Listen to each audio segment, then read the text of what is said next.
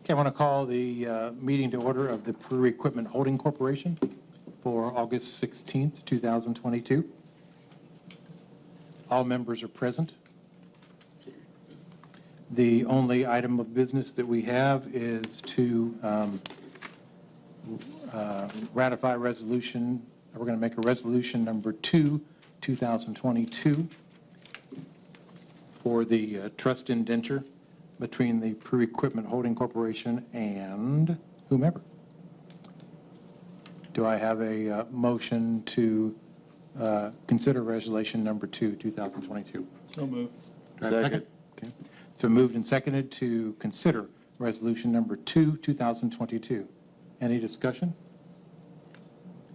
All's in favor, aye. Aye. Opposed? Okay. So now we will adopt resolution number 2, 2022. I have a motion. So moved. Do I have a second? Second.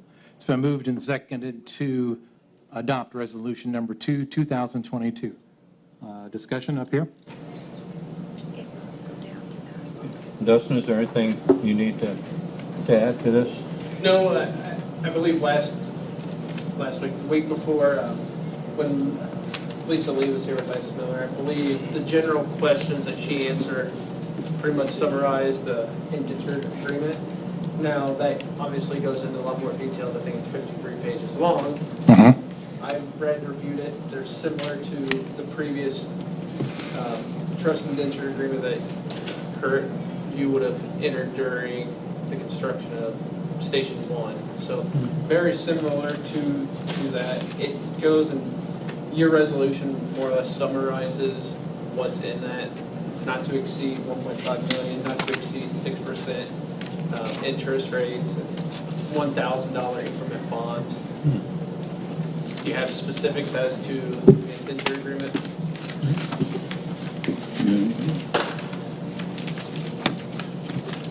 Any comments, suggestions, criticisms from the assembled masses?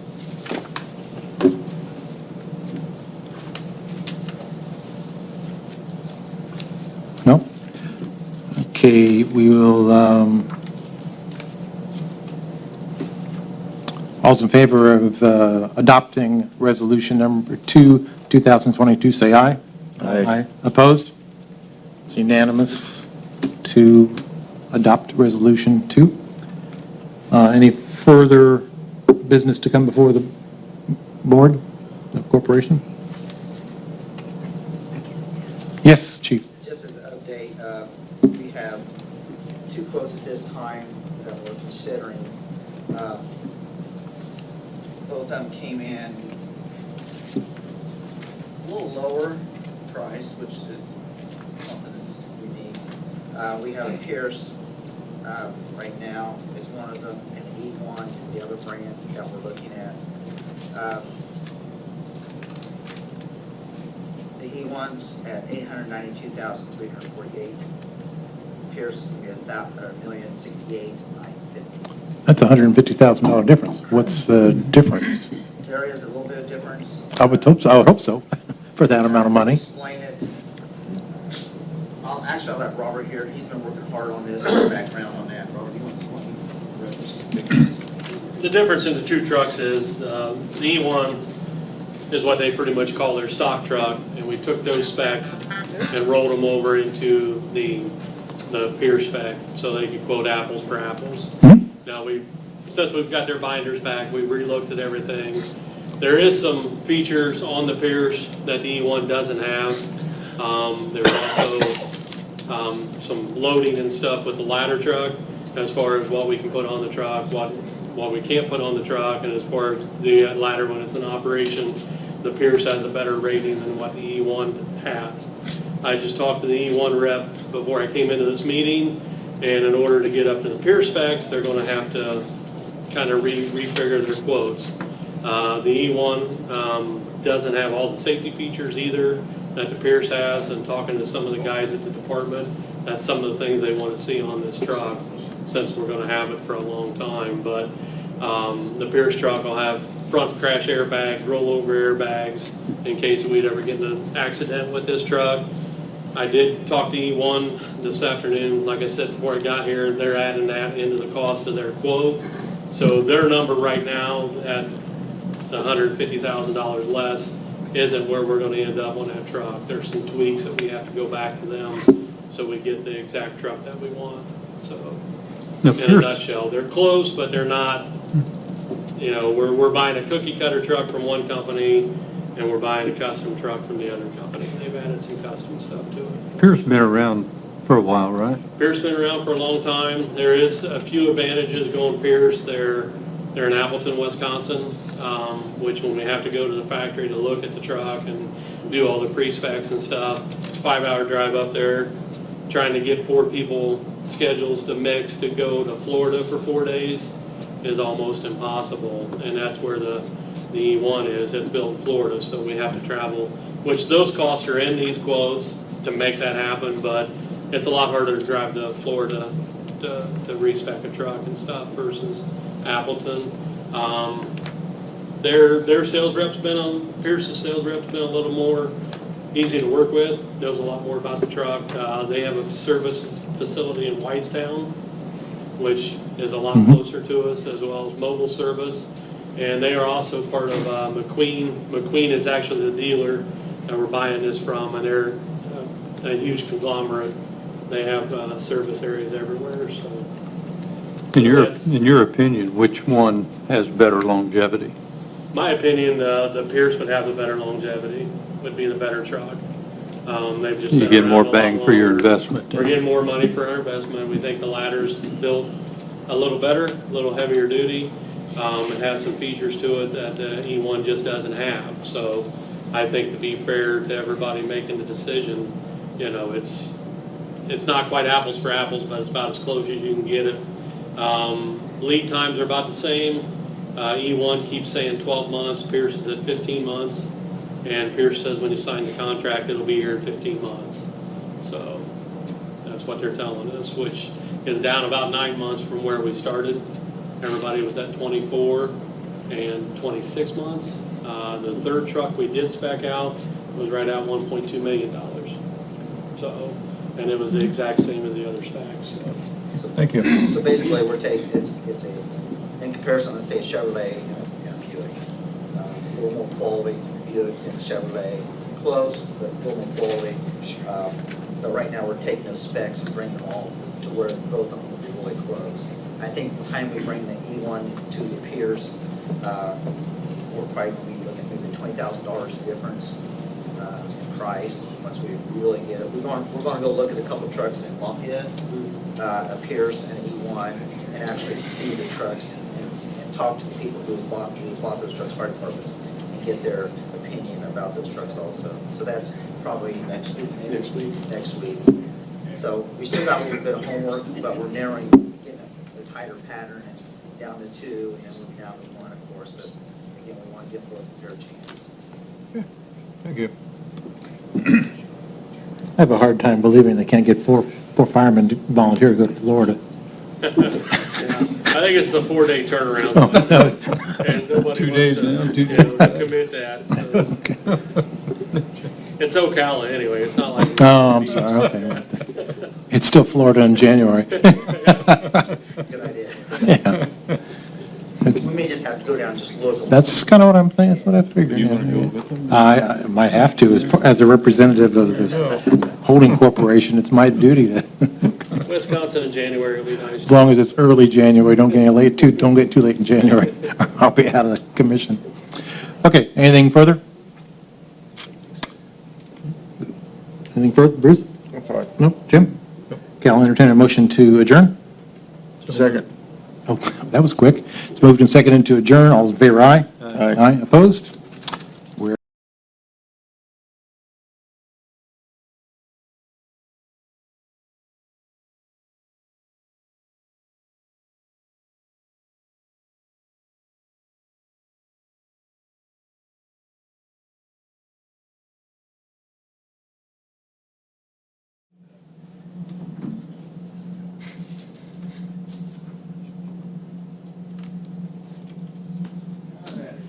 My name is Anthony Spar. I'm the attorney for the petitioners in this cause, this matter.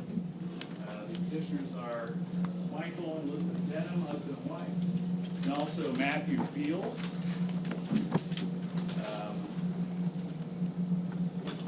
Got a light reading for you, tongue in cheek. Just kind of maybe assist with this matter.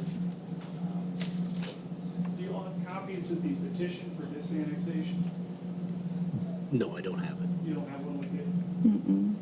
Well, I did not bring spare copies, so. You've seen it though, right, Ron? Yeah, I've seen it, Okay. yes. Just for record-keeping purposes, I would just request that judicial notice be taken as to the contents of that petition. I assume that won't be a problem, Mr. Kern. Not at all. Thank you, sir. I appreciate it.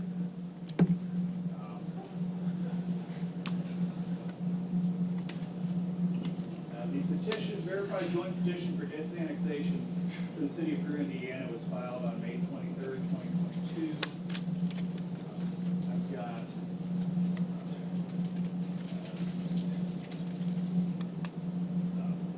a copy of the plat for the North Ridge Estates has previously been filed with the petition. Mr. Josh was kind enough to bring that here.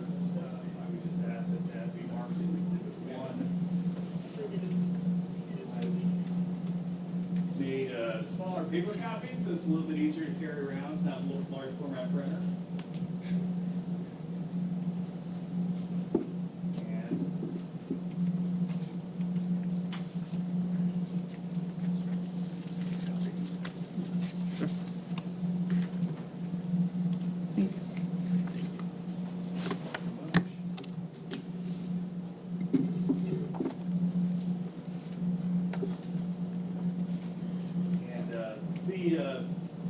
That addition there, North Ridge Estates, was developed by Mike Denham.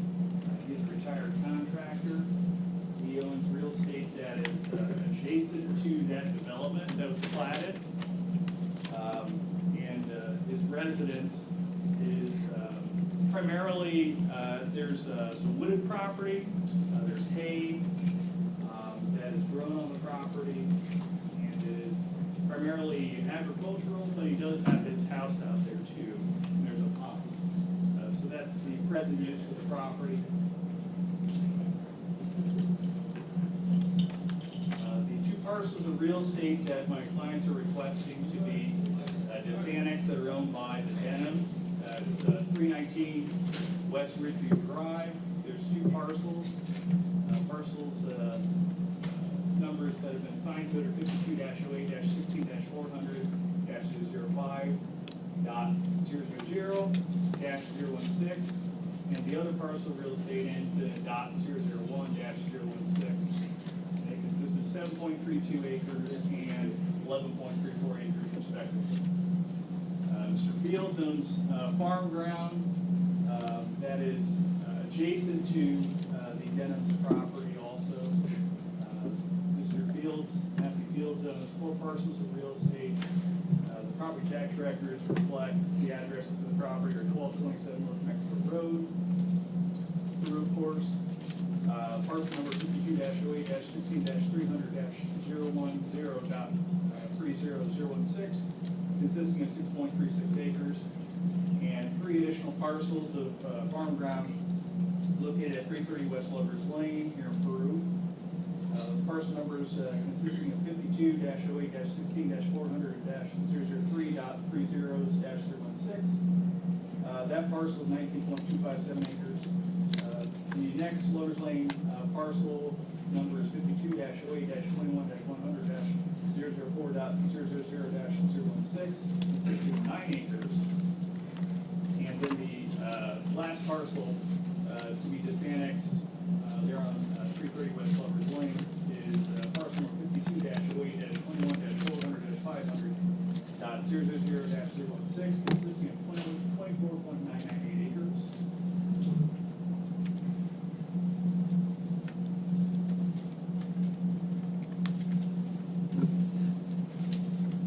We're offering the Exhibit 1, which was the plat of the adjacent property. Exhibit 2 here is a printout of the 2 parcels parcels at the Denim zone. It also includes a color photograph of their parcels to be disannexed. Two for the record. And I think one of you I gave the nice little sticker on. I trade with you just for a moment. If you don't mind if I can trade with that here. Thank you, appreciate it. Exhibit 2, again, a copy of listing those two parcels at the Denim owns. It also includes the legal descriptions for each of the parcels, as they've been recorded in the prior deeds. The last page is the color photograph. If you look there, highlighted in blue are the two parcels that the Denims are requesting be disannexed. If you see there, again, from the satellite photos, or sorry, the photographs taken by the planes that go over, you can see that there's a fair amount of woods, ponds, and hay that's grown on the property. The Denim's residence there is on the far east side.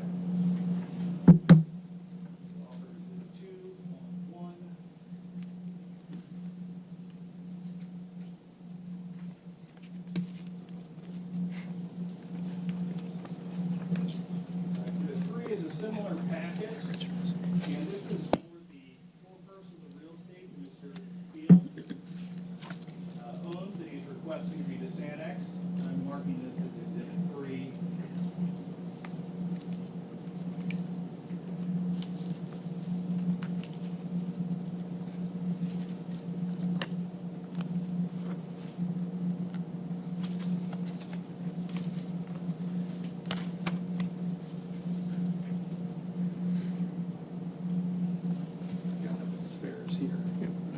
I've seen it all.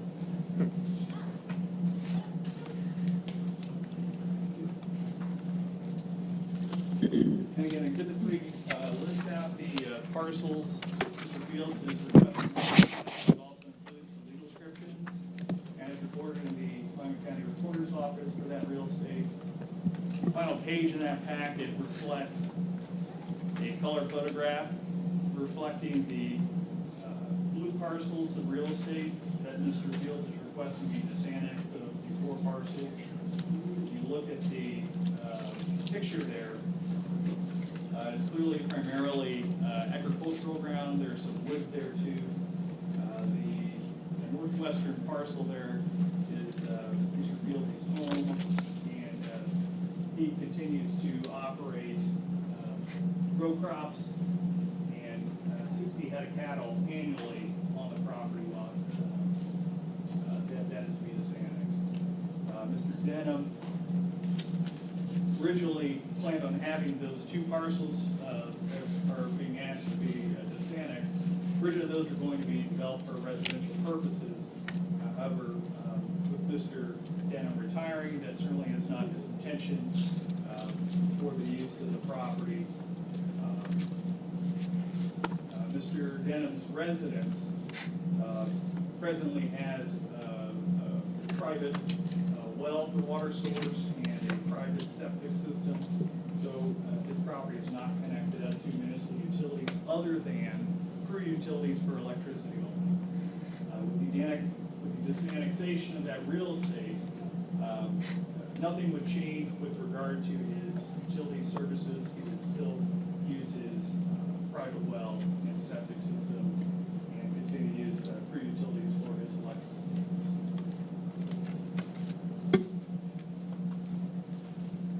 Something that also should be said with the Northridge Estates development that Mr. Denham did develop to the west of his property, he actually paid out of pocket without contribution from the city for the building of the water, septic, gas, and streets and curbs on that property, which is highly unusual. The vast majority of the time, there are PPPs, which are public and private partnerships. So there'd be like a private developer along with the assistance of a municipality putting in those very expensive utility services. However, that was not the case. He actually paid out of pocket at great personal expense to himself to develop that. And certainly, he has contributed to the community in that sense.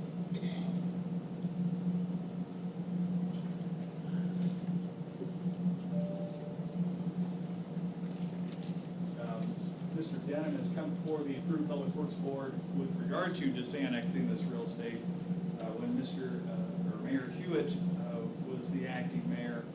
And my understanding is that Mayor Hewitt was in favor of disannexing the real estate at that time.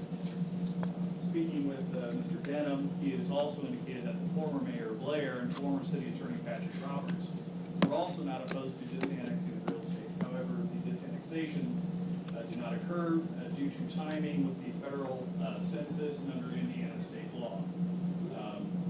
Indiana state law prohibited the disannexing or annexation of real estate during any federal decennial census. And in addition to that, with regard to election years, you cannot have voting districts be changed in election years.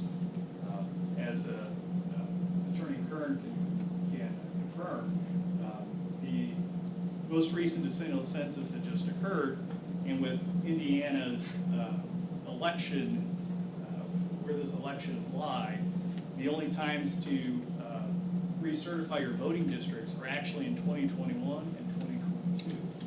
And so that had made it difficult, for instance, to be able to disannex the property previously. Mr. Fields desires to have his property disannexed because it's primarily agricultural in use. As I mentioned earlier, he grows crops on there and manages 60 head of cattle a year. He intends to continue to operate his farming activities on the property for many years to come. He lives on the property and continues to use that small parcel in the northwestern portion for his residence on an ongoing basis. I would also point out that Mr. Fields is a farmer, as I indicated earlier, and I would ask that the board take into consideration the fact that fertilizer costs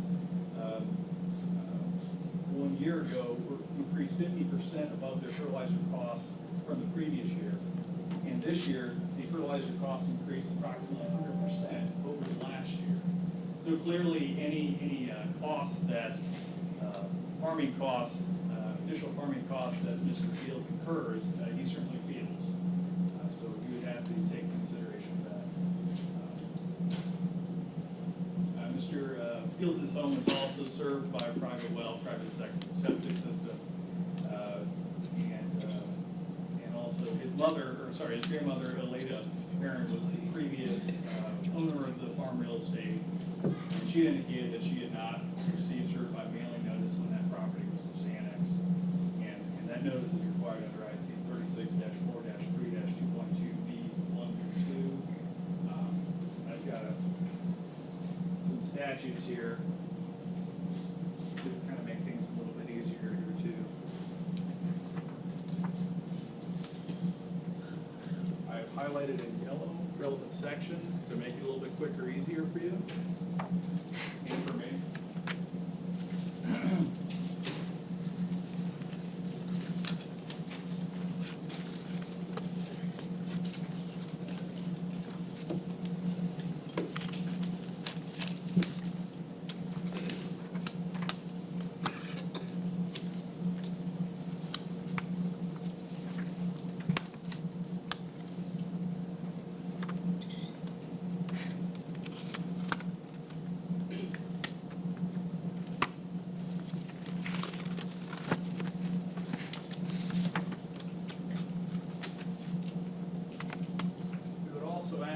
Take into consideration the Indiana legislature's intention with regard to annex and disannex real estate. Some of these sections of the Indiana Code that I'm providing to you reflect present Indiana law and what the legislature's intention is.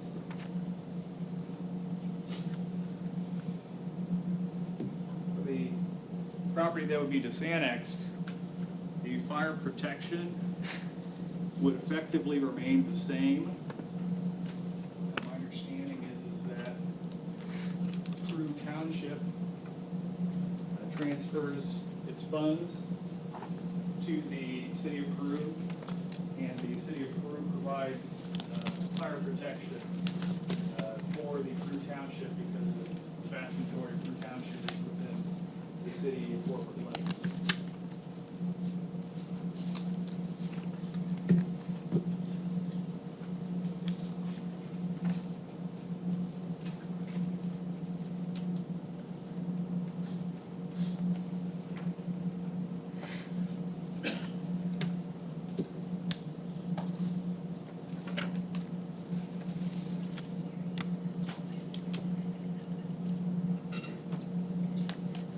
Statute designates that the purpose of this board is to conduct a formal hearing and make a just and equitable order on my client's petition. The section of that is IC 36-4-33-17C. And as part of a just and equitable decision, I've asked you to look at what the Indiana legislature has established with regard to annexation of property and disannexation of property. I indicated that fire protection would revert back to Peru Township instead of being Peru City and Peru Township for taxation purposes.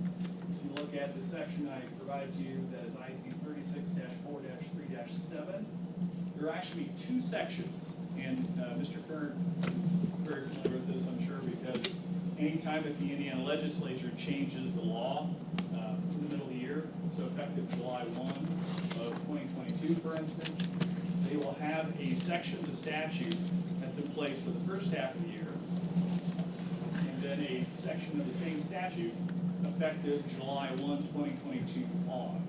So if you look at that, you see why there's two citations for the same statute is because they carried over prior law through the first half of the year. I would also point out that the Indiana legislature has intended for municipalities to be required to extend utilities into the annexed real estate. This real estate was originally annexed back in the late 90s, 98, 99 time period. In connection with that, the sections of real estate that were asked to be disannexed still have never had municipal utilities extended out there. I would ask you to take a peek at Indiana Code 36-4-3-8B2 and C.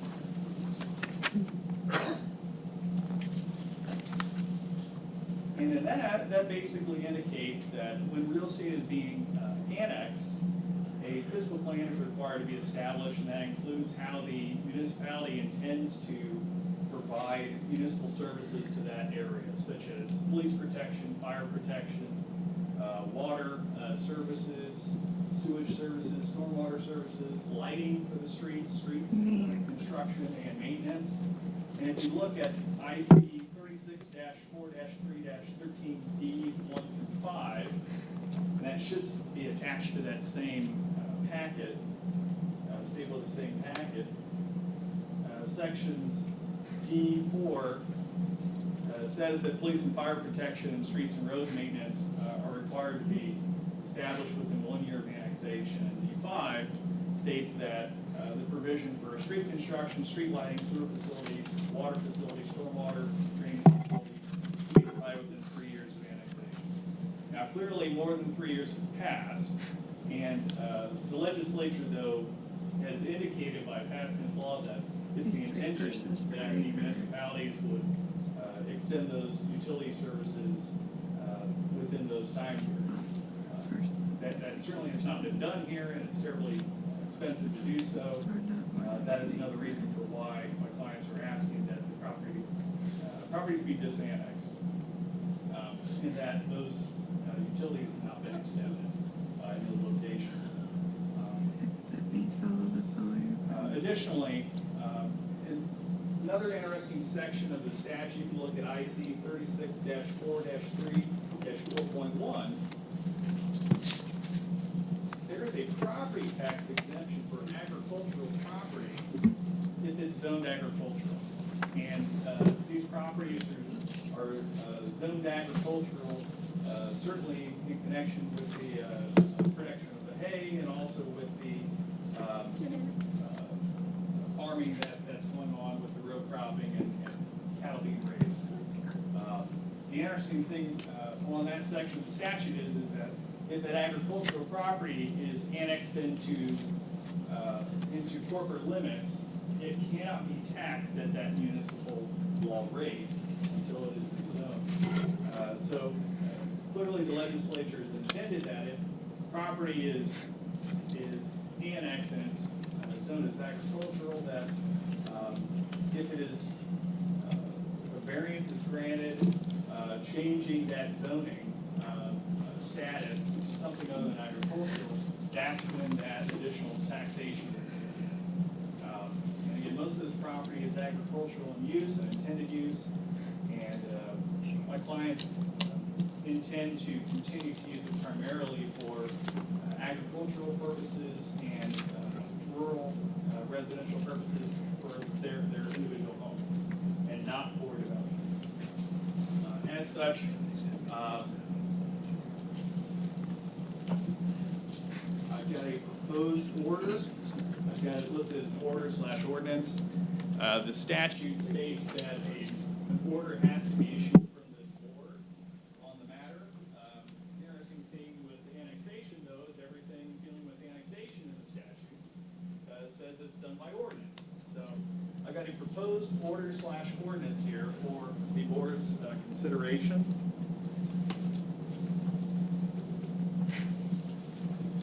And I know it looks thick, but most of it consists of the legal descriptions for the property and the maps of the property.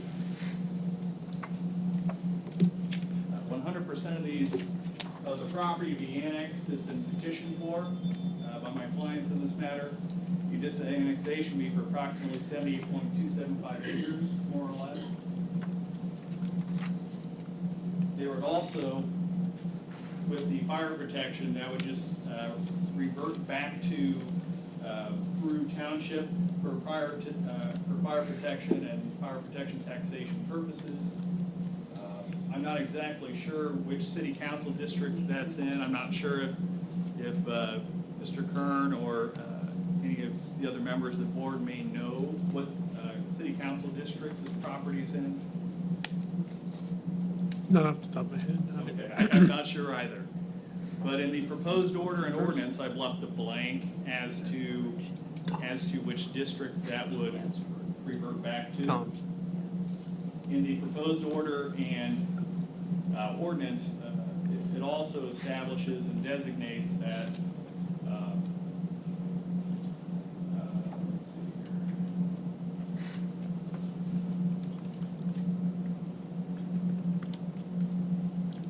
here, that if the board accepts and grants the petition for disannexation, then the city clerk would make a complete transcript of the proceedings and those would be submitted to the county auditor to make appropriate notifications to other intergovernmental entities.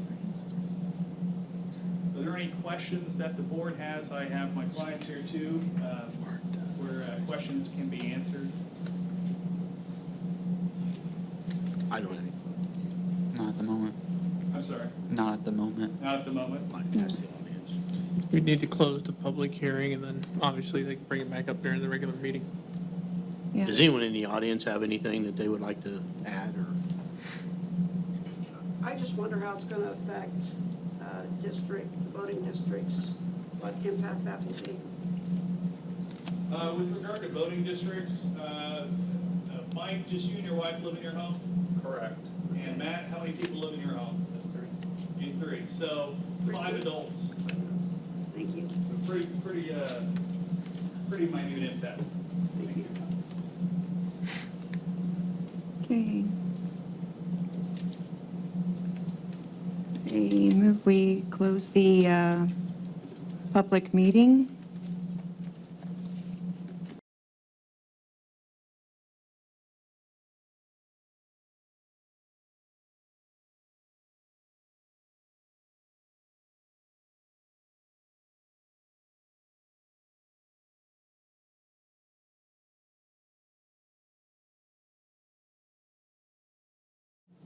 open up the Public Board of Works meeting, August 16th, Tuesday at 4:12.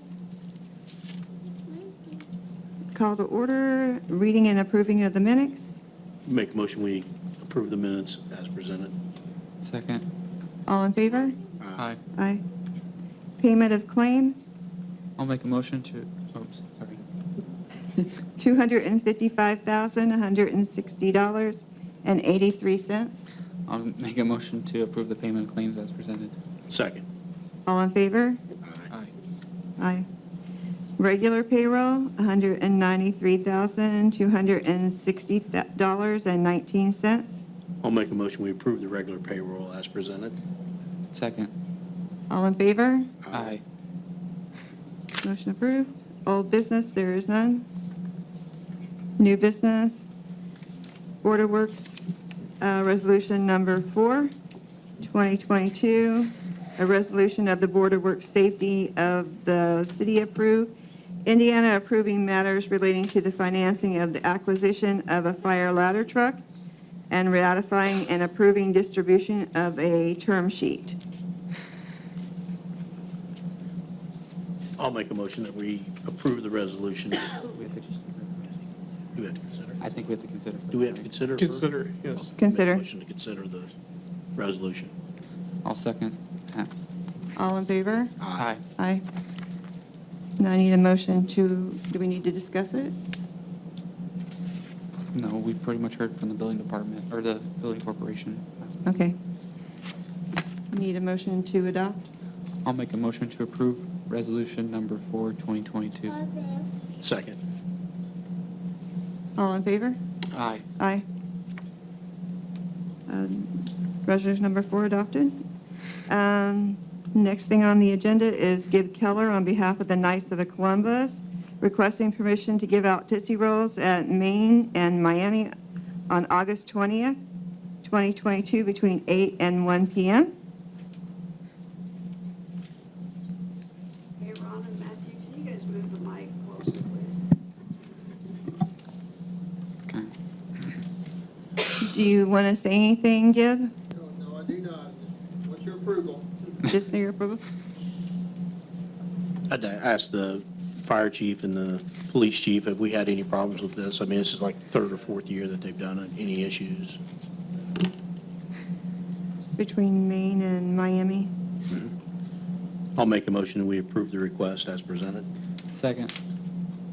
All in favor? Aye. Okay, moving on. Autumn Baldwin, on behalf of herself and the high school and junior high kids' safety, requesting have a no turn on red at Daniels entering Broadway. Would you like to get up and talk about it? Don't think she's here. Yeah. Anybody here from, Todd Wolf was going to talk on her behalf. She talked with Todd Wolf, and he was in agreement about putting the sign there. I'm sorry. I couldn't understand what you said. He talked with Todd Wolf on this issue, and Todd agreed that there could be a no turn on red put at that intersection. Okay. Does anyone have anything to say about that? I just watched the traffic there when school let out. I don't think there was one car that turned right on red the entire time the kids were coming. There's too much traffic, but when the traffic stopped, that's when it relieves the congestion of them turning when the traffic going north is stopped at the traffic light. But I didn't see any conflict with traffic pulling up there, the kids crossing.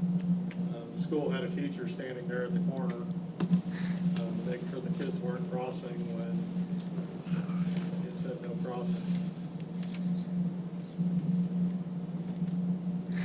So the concern with the kids really sounds like it might be a moot point, and then we're going to have no turn on red the rest of the time. It's just gonna back up traffic just as much as, like I said, I don't see where it's causing a problem. There's been factories closed in the area that used to release at the same time, with traffic flow. They've consolidated the kids to one spot now, where they're not coming from all kinds of different directions. They're mostly coming down the hill and crossing there at the corner. Some go across Broadway, some cross at Daniels. And there will be backups for games. Is this something that maybe we could study, maybe more than one day, maybe do, 4 or 5 My times? suggestion for it to go down there and watch in the morning and the afternoon and see So- what it's like. There's more of a problem with the kids congregating around Hardee's than there is at that intersection. So I'd make a motion that we postpone the request or table the request until our next meeting to give us time to study the problem. I'll second. All in favor? Aye. Aye. Peru High School Student Council requesting roadblocks for homecoming parade on September 16th, 2022, with parade to start at 6:15. Okay. Want to come up?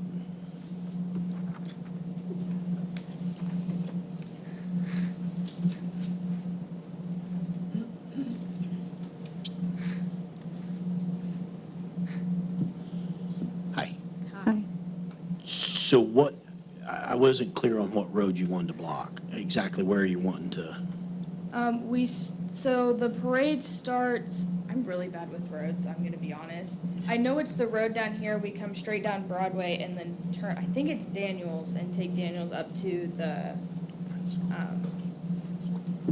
school, like the football field. Is it the same route you've used before? Yep, it's the same route we've used in the past.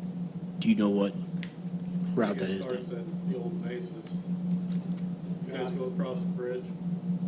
No, it doesn't go across the bridge. They started at the It starts the literary aid.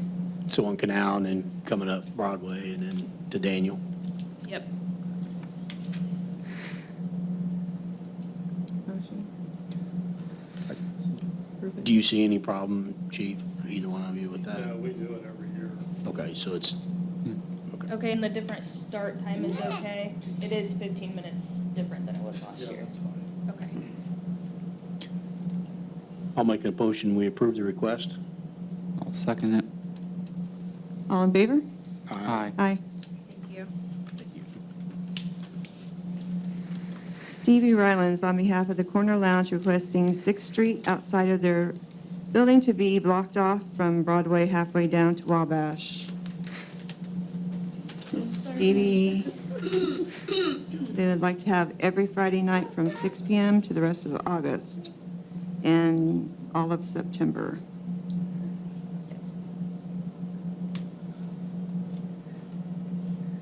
Who do you think would be there? We've had quite a bit of people requesting us to do something like this in the surrounding counties, and also here in Peru and Deannexation, quite a bit of guys that ride bikes that would like to have something like this to do every week during the summer. But I think that it would draw more people from out of town into our community.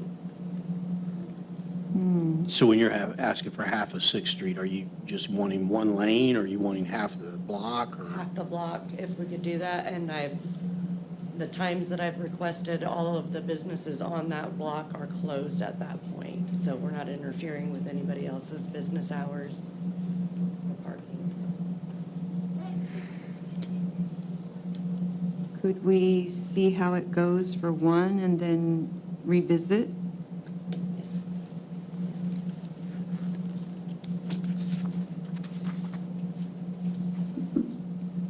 What do you think?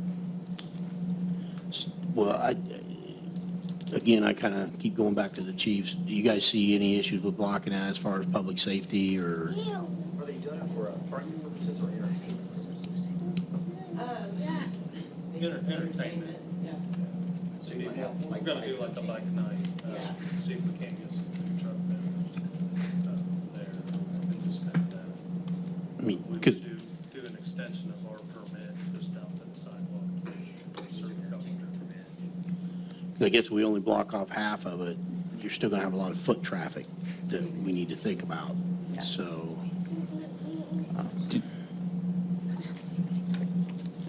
Would we need to amend their request, Dustin, to, if we only want to do, would we need to amend it, their request to just do, say, one or two and then revisit it, or how would we do that? I mean, you most certainly can. You can amend the agenda or the request and approve it for just 819, or if there's no issues with, the police and fire is not gonna have any issue with it, and public safety is not gonna have an issue with it, just choose to pass it. If we're only gonna do one to start out with, can we just push it back to the end of the month, the last Friday of the month? For 8/26? For planning purposes, I'm assuming they would like to know sooner rather than later, especially if they're gonna have vendors there. So if we granted permission now, and we can always rescind it, Yes, we could do that. yes.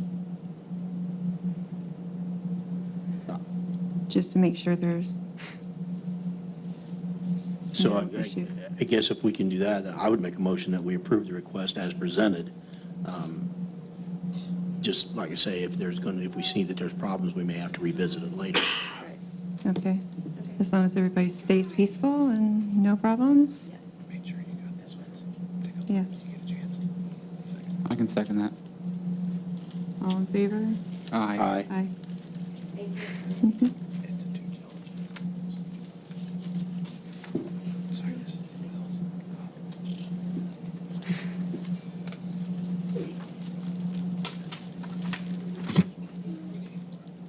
Regine Brindle, on behalf of Miami County, Indiana Worth Remembering, needs permission to place signs at Civic Center and the parking area across from the First Baptist Church on September 10th, 2022.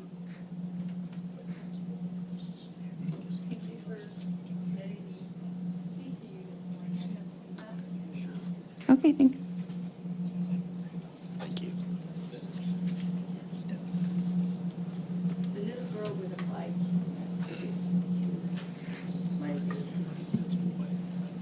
The little girl with the bike was not explained completely, and so we feel like putting a time capsule is going to be appropriate, and at the same time, we will be unveiling the downtown roads for women trail.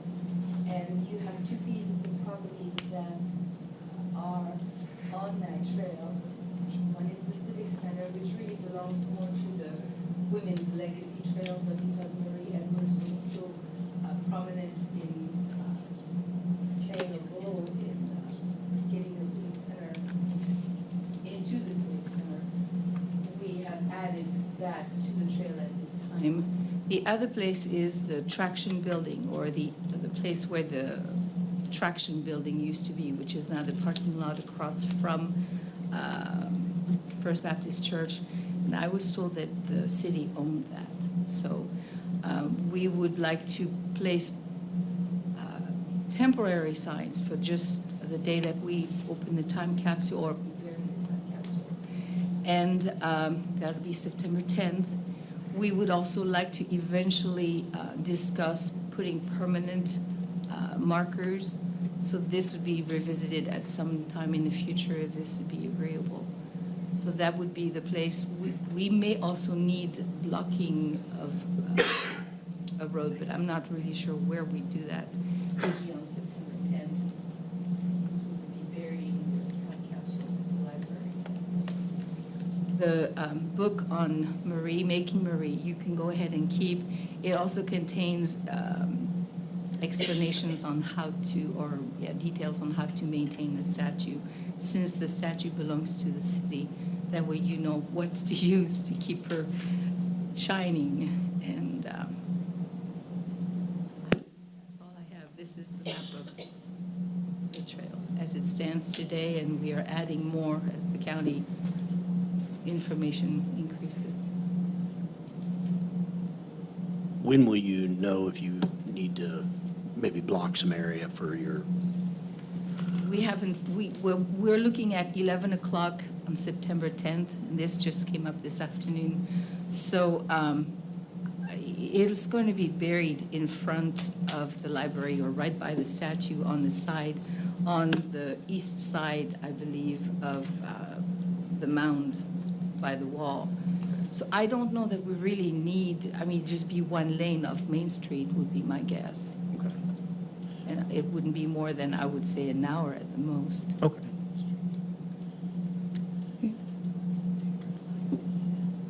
So you're talking about that parking lot right there, Yes. almost right next to the old jail / the annex, across the street. Not that far. It should, well, I mean, it's on Wabash and Main, the corner, is that you're talking Main about and Huntington, Main and Huntington. that? Huntington. The library's on Huntington. No, I was talking about the sign placeage. The signs would be on, I can't think. So the On Wabash. The Peru Civic Center and then Wabash and Main. Yeah.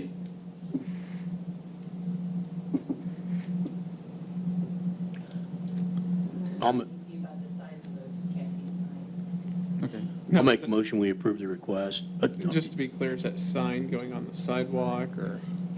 Well, and that's just it, we need to figure out a way to affix it to something that's going to be, that you would be able to see it. My only thought is that's State Road 19. Keep the walkway So we open. might need permission from the state to do that. Really? Yeah. If we don't go on the sidewalk, we would be okay. Right, if you So put if it you on a put it on a building sidewalk there, or on the building. if you put it, affixed it to some building or anything, you're fine. What No about, need. there is a sign that says municipal parking lot. Is that in the parking lot that we could put it on, that post? If it's in our property, yeah. Yeah. I'm not sure if it's on the sidewalk or it's on our park. So if we keep it off the sidewalk, we'll Right. be okay. So keep it off the sidewalk, okay. All right, so you suggested the sign, affixing it to the municipal parking lot sign? Just below it. Yeah. Right. Okay.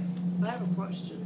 Is it okay, I don't know, Dustin, this might be for you, is it okay if it's on the grass of the, The tree lawn would still be considered state easement. what would be? The tree lawn or whatever would still be considered part of the state's easement. There's no grass over there. Is it, It's all cement. It's all sidewalk. which one, the 7-pillar one, the one by 7 pillars? No, Oh, there, we're not gonna have an issue there. Oh, yeah, because we, okay, sorry. And these are only going to be up for a short time. Right, it's just for that day, and that's why, discussing permanent signage would be for later, and we are still considering, we have talked with Troy Caldwell, and the suggestion was, depending on the size of these plaques, the small to large would be $500 to $1,000 a plaque. So where would we put this would be, the big question. We've talked about putting it in the sidewalk. We're going to be putting a marker at 7 pillars for Lizzie Bennell on a big rock. So, it could even be an option to do that too. So, but that's for later. Anyone else have any questions? I'm going to make a motion, we approve the request with the addition of the traffic department placing some barricades that day, temporary. I'll second. All in favor? Aye. Thank you very much. Welcome. Hey, Bridget Dalton, on behalf of Through the Trees, requesting to block off West City Ballpark to the Event Center on Canal.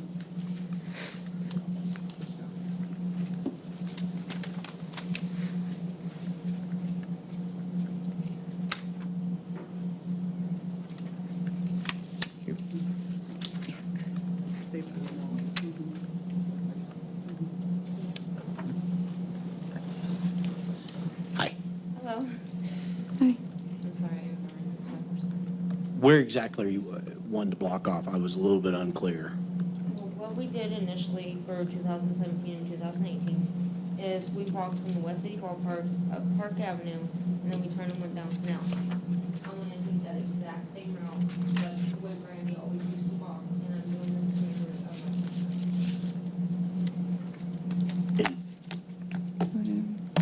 What day of the week is that? Saturday. I'm just thinking about with the YMCA being down there now, we have a lot more traffic. And, well, on Saturdays, there's not a lot of traffic there usually, so.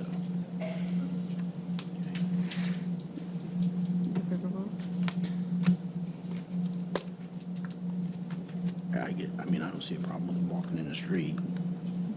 How many people do you expect to have? I know the first year we had 178, and the second year we had 215. So I expect to be a pretty big turnout this year, considering we took straight for 4 years. Do you have people out there to kind of help watch the intersections and things? We're actually teaming up with Vengeance, and they're willing to do something like that. Okay. And if not, we also have been in contact with Officer Venable, and he said he was more than willing also.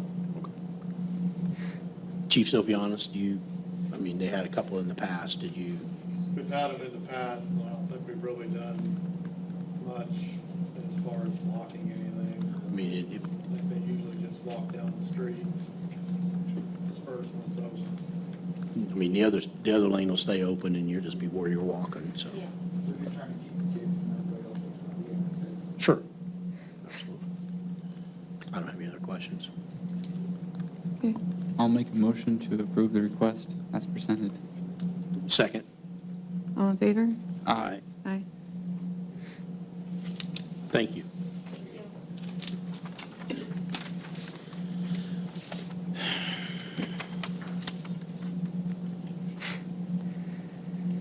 Okay, Anthony Spar on behalf of Michael Denham, Elizabeth Denham, and Matthew Fields, AKA Matthew C. Fields, petition to a disannexation of real estate from the city of Peru.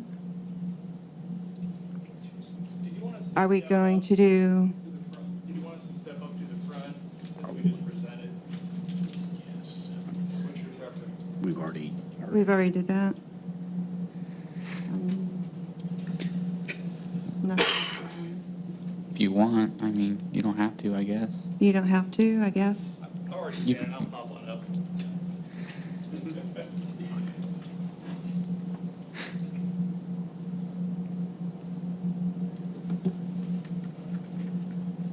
I need some time. Kind of throw a lot of information at us.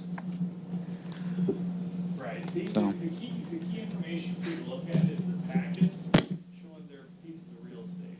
So the last two, exhibits 2 and 3, you look at the map at the back, the blue highlighted area, that is those are the parcels to be disannexed.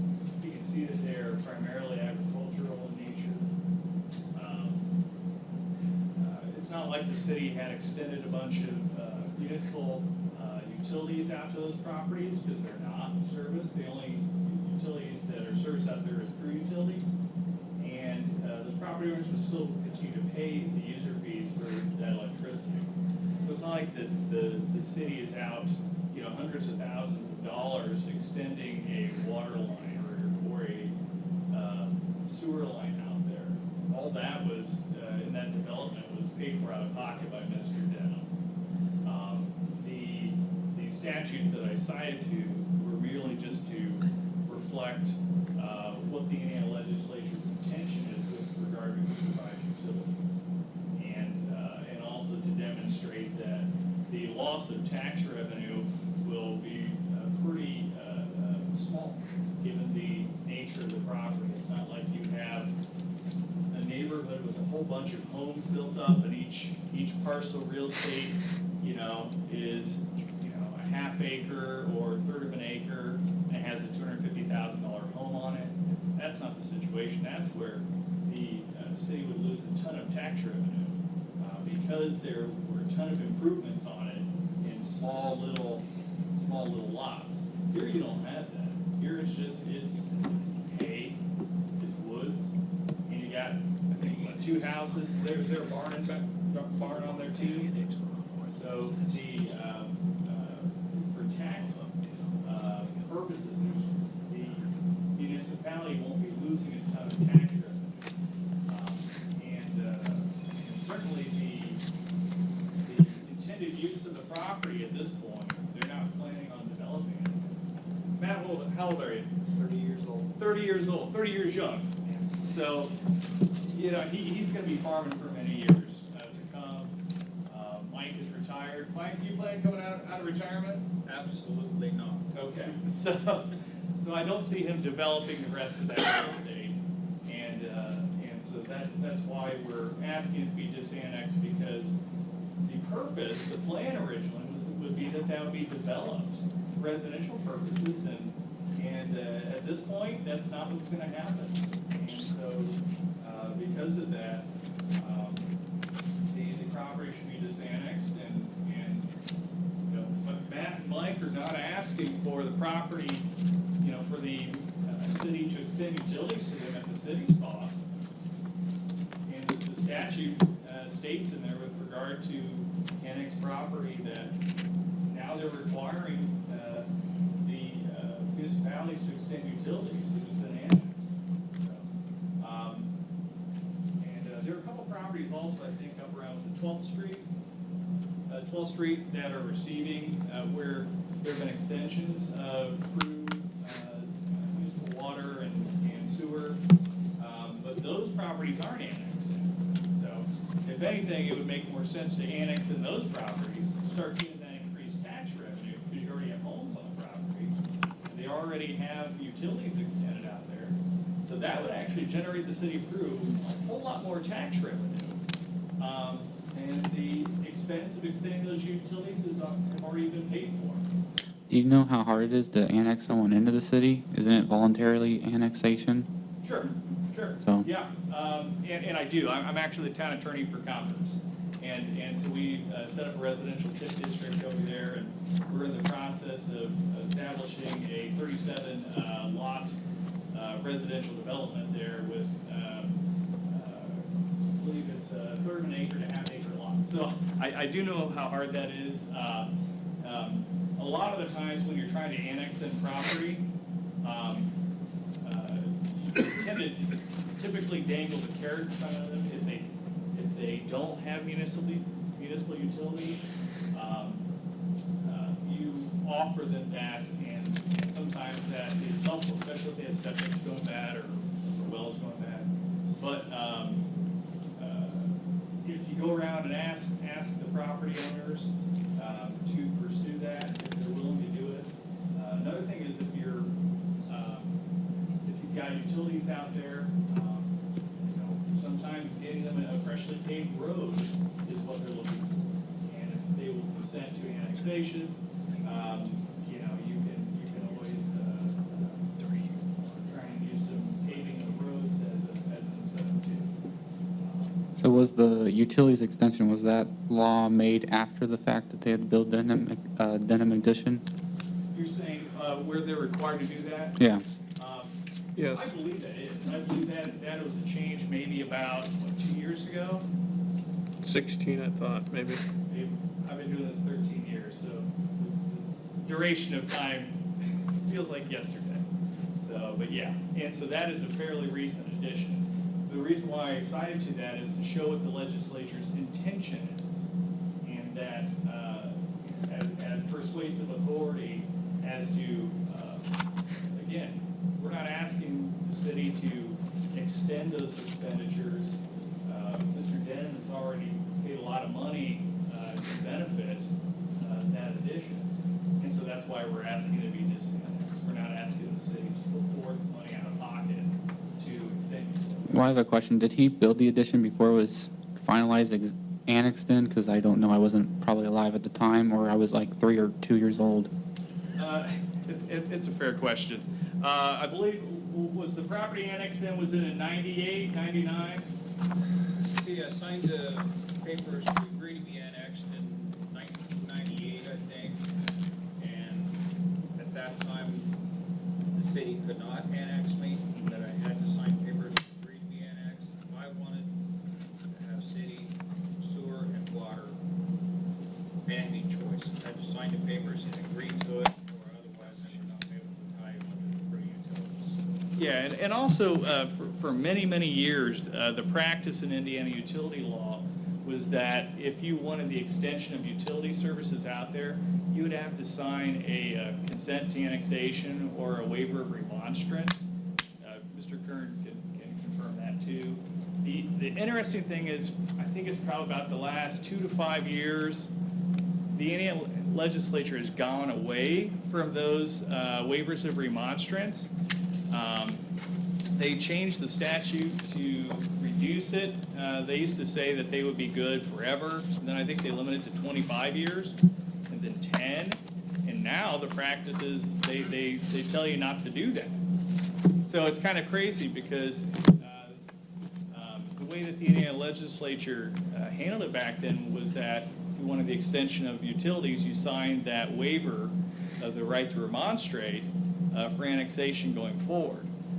The Indiana legislature has taken a different angle on it. They basically now say, if you're going to annex this property, you're going to pay for those utilities for those people in 3 years. And so that is the change that the legislature has taken. And so based on prevailing Indiana law, that's why I was pointing out that the legislature's intention is that the municipality extend those utilities. We're not asking for that here. You know, Mr. Denham has already put forth probably hundreds of thousands of dollars for the extension of utilities to that addition. You know, for a short extension of water, I think for the town of Converse is like $800,000 or $900,000. Sewer is cheaper. I think usually about $300,000 to $500,000, but it depends on the extension. So like 100 years down the line or 150 years down the line, someone else owns the property eventually. Would they want to develop that and then they have to re-annex in and it's another process that goes through? I'm just thinking future development down the line past the lives of certain people, not thinking that they're going to be gone soon, but just saying for the future of the city. Sure. So like if someone else has an intended use to develop it for like residential development, sure, that's at that time, whoever's in charge would have a better idea of what the intended plan or use of that property is. And so, you know, I don't think that we can, you know, I don't think we can speculate as to exactly what the circumstances will be in 100 years, because I don't know. I don't think anybody does. But you know, we just know that for my clients' use of the property for the rest of their lives, they're not planning on developing it. And with its present use, and I mean it's already set up for agriculture. So if you're going to change that purpose or change that plan, it takes a lot of cash and a lot of hard work to do something like that. And my clients at this point don't plan on using it. They don't plan on changing the purpose for it. So as far as the water line, and I don't know where it runs, does it run to the properties? It runs to the But it's addition. not hooked up to the city? Or is it just not even remotely close to hook up? And was it a choice not to hook up to city services? If I recall, the city required Mr. Denham to put in his own utilities. Right, And when I say he his, did put in his own utilities, I know yes, that. yeah. Put in 100% of it. Yeah. Right. 100%. So the extension of utilities for the addition that is developed. Right, it's all right there. Yeah, so for that addition, you've got municipal utilities, and those are paid for by that man who's gonna sit behind you. Right. So for Mr. Denham's utilities at his home, which is further east, put it on the. But does the water go to the driveway? No, he's got well. No, it does not go to the driveway. Okay, so it stops where the. It stops at the end of the developed addition. 900 feet from my house is where the water stops and the sewer. Yeah, so the supply of water and sewer for Mike's house is septic and well. Well, that was my question. Yeah. Because a well and septic, you pay for it, and then you're done paying. Until you replace it. City services are monthly. Right, until you replace it. If your septic goes Right. bad, it's typically, you Right. know, 15 to 25,000, depending on the type of septic that you need. Well, 5,000 to 8,000 typically to drill. And 7? Yeah, depends how deep you gotta go, or how hard the soil is too, so. Northern County tends to be, I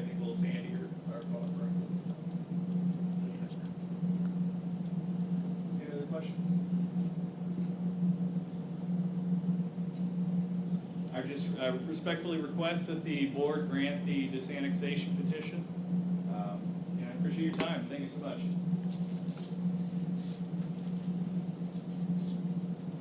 Okay. I would prefer, to think more on it. Do we have to have approval or disapproval tonight? Can we not look over some of these documents? I mean, the city has had them in their possession for a while now. I would say yes, if you would want to table it, you most certainly can bring it back at the next meeting, but that's once it's tabled in this fashion, a vote would need to be called at the next meeting.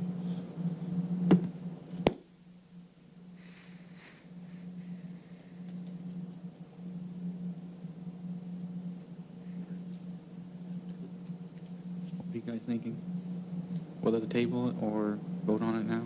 I don't know. It's up to you to make a motion. I would like to look it over just one time, at least read these.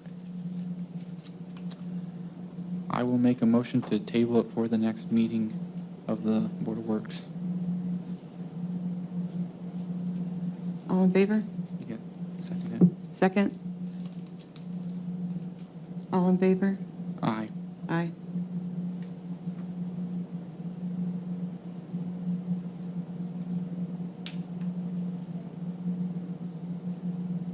The next board meeting then is at August 30th?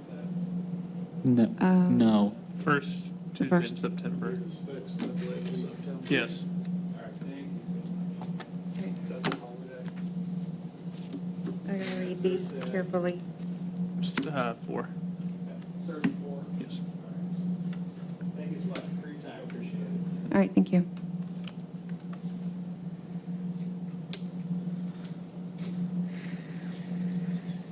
Communications? My turn?